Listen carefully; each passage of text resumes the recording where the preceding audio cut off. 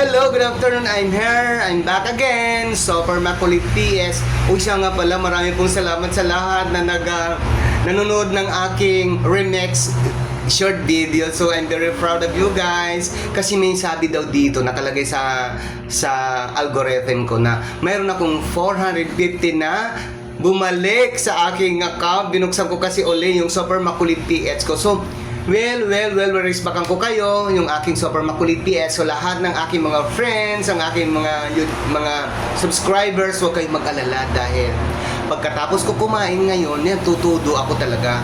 Ngayon, na-assign muna ako sa kusina. Naging chef ako ngayon. Ang linuto ko ngayon ay adobong bangus. Ayan, no? Adobong, sabi ng kapatid ko, masarap daw yung luto ko.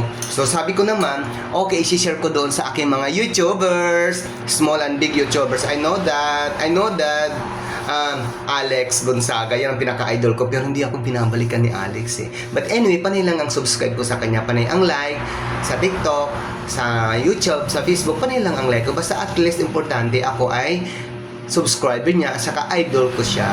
So maraming pong salamat mamaya. Huwag kayong mag-alala.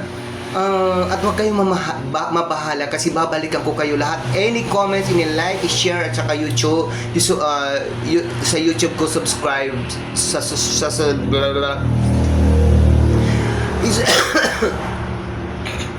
Nothing to worry about mga wristbacker ko na sa YouTube ko sa Super Makulit PS dahil babalikan ko na kayo kasi I'm here with you again.